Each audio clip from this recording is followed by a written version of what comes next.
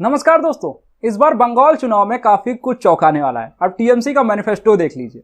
बोला गया था कि 9 मार्च को रिलीज किया जाएगा, फिर कहा गया 11 मार्च को, फिर कहा गया 14 मार्च को, लेकिन फाइनली 7 दिन बाद 17 मार्च को वो दिन आया जब ममता बनर्जी ने टीएमसी का मैनिफेस्टो जारी कर दिया। मैनिफेस्टो को 10 पार्ट्स में डिवाइड किया गया, जिसके हर पार्ट में ममता ने 10 साल में क्या किया है उसकी जानकारी और फिर आगे ममता 5 साल में क्या करेंगी उसके बारे में लिखा गया।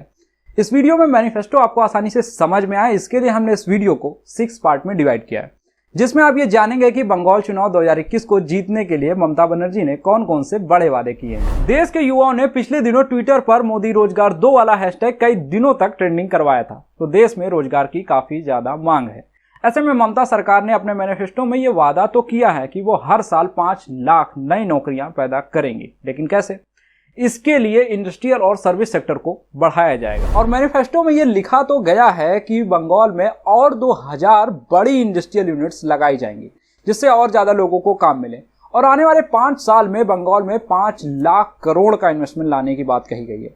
छोटे उद्योग यानी micro, small and medium enterprises को बढ़ाने के लिए हर साल 10 लाख नई एमएसएमई जोड़ने का प्लान है। ममता बनर्जी ने इस चुनाव में वोट के लिए एक बड़ा दांव चला है।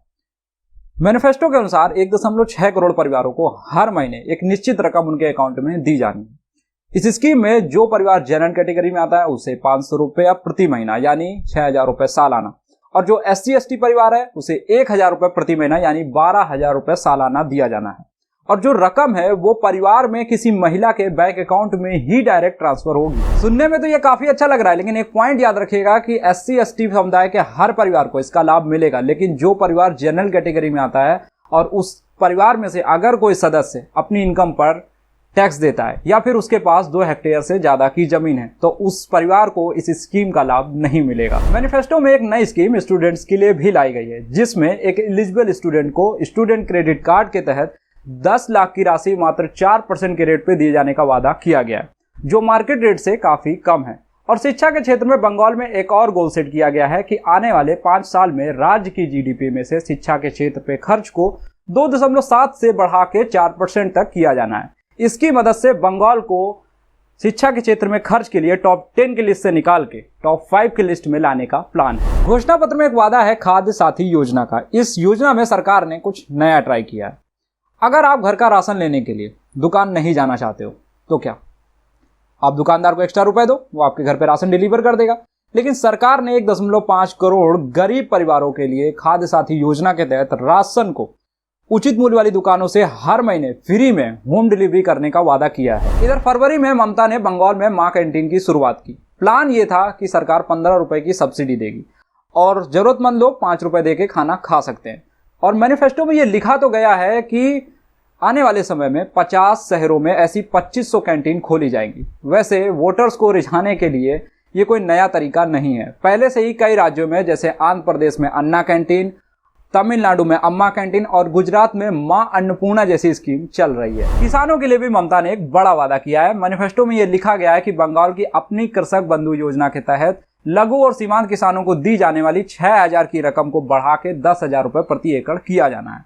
और बंगाल में अभी प्रेजेंट टाइम में 71 लाख कुल किसान परिवार हैं, जिसमें से 96% लघु और सीमांत किसान हैं। तो इस स्कीम का फायदा लगभग सभी तक पहुंचना है। अब ध्यान देने वाली बात यह है कि केंद्र सरकार की पीएम किसान योजना पहले से ही चल रही है, जिसमें हर किसान को 6000 रुपए सालाना दिया जाता है। लेकिन ममता बंगाल में से लागू करना चाह नहीं रही है, तो शायद उन्होंने इसीलिए अपनी स्कीम में रकम बढ़ा के इस चुनाव में किसानों को अपनी साइड करने की कोशिश करी है। और इधर आप जानते ही होंगे कि फिलहाल किसान आंदोलन जारी है और इसमें बीजेपी सरकार से बहुत से किसान नाराज भी चल रहे हैं। तो ये थे कुछ बड़े वादे। शॉर्ट में भी कुछ वादे हैं, जैसे बंगाल में 24 घंटे हफ्ते के 7 दिन बिजली देने का लक्ष्य रखा गया है।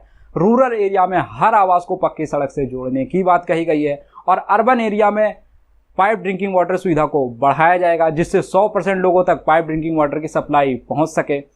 और लोगों की हेल्थ को ध्यान में रखते हुए राज्य की जीडीपी में से हेल्थ पर खर्च को 0.83 से बढ़ा के 1.5% तक किया जाना है। और अस्पताल में आपको अच्छी सुविधा मिले, इसके लिए डॉक्टर्स, नर्सेस और सहायक स्टाफ की संख्या को दुगना करने का प्लान है। शहरों में स्लम आबादी को कम करने के लिए बांग्ला बाड़ी योजना के तहत 5 लाख आवासों को बनाया जाएगा। और ग्रामीण क्षेत्रों में कच्चे मकानों की संख्या कम करने के लिए बांग्ला आवास योजना के तहत 25 लाख मकानों को बनाने का वादा किया गया है।